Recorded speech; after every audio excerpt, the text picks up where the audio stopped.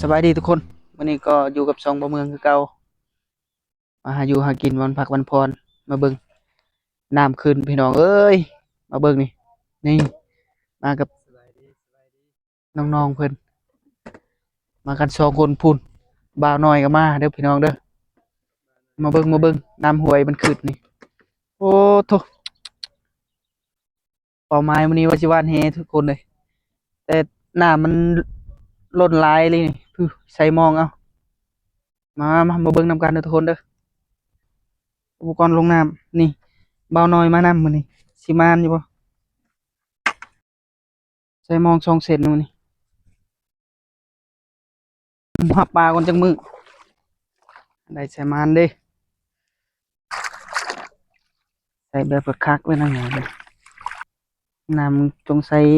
มาเดี๋ยวมาคืนนี่แล้วน้ำอู้ลืมสร้างมองอันนี้ก็น้ำท่วมเหมือนกันเลยทุกคนเลยเกาะไปน้ำมอง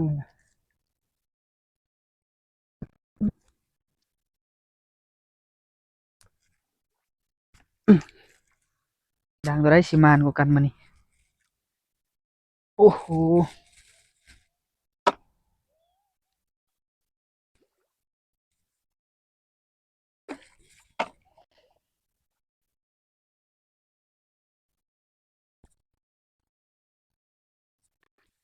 ยกกูมาเบิ่งกันโอ้โอ้เป็นบ่นี่ปลาน้อยอืมปลาน้อยก็เอาพอได้อุกินโอ้ได้แล้วตัวที่2ทุกคนเลยมานอยู่เด้ปลาน้อยกินปลาน้อยตรงนี้ปลาขึ้นตามน้ำพุ่นปลาน้ำท้ายลูกปลาน่ะนี่เห็นบ่ขอชิปรอก่อน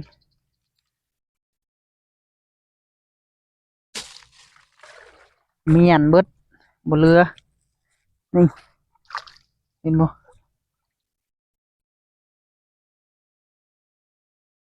โอ้โอ้มานี่เต้นี่โอ้โอ้เกือบหลุดแล้วมาทางมาเนี่ยทุกคนเลยนี่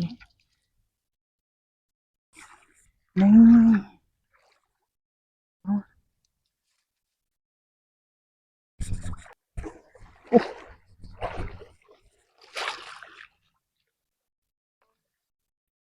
โอ้สวดยอด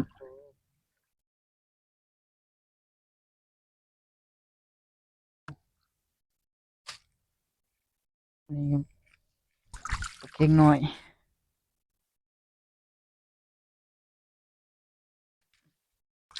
โอ้ได้แต่มอง2 เซนเลยโอ้ดูโอ้โอ้ยามแมลงแห่งถึกดีนี่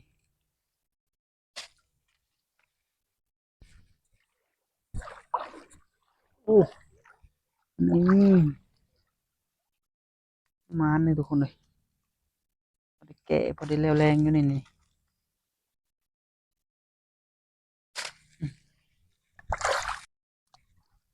โอ้ยังมีอีกนี่เห็นบ่เออ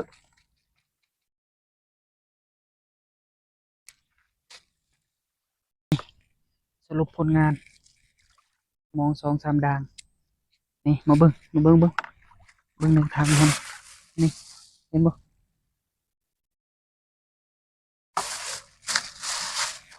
โอ้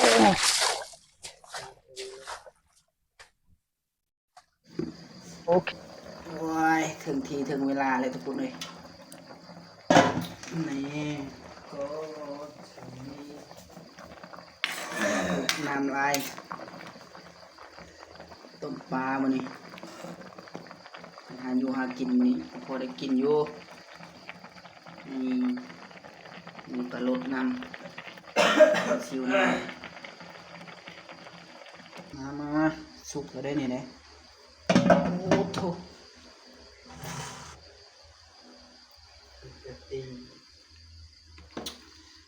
สุกแล้วก็ตักใส่จานเด้บ้านนี่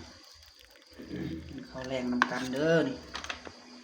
มีปลาคอหน่อยน้ำปลาหอยตัวเดียวมีปูด้วยนี่ใส่ผักขะแยงหอม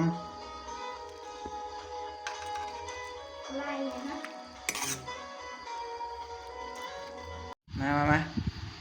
มาทุกคนมากินข้าวก่อนมานี่ผู้บ่าวซ้ำหน่อยลีได้ผู้บ่าวผลงานเป็นไฟมื้อนี้เด้อนี่เห็นมื้อนี้เต็มเลยเต็มถ้วยเลยมาเด้อ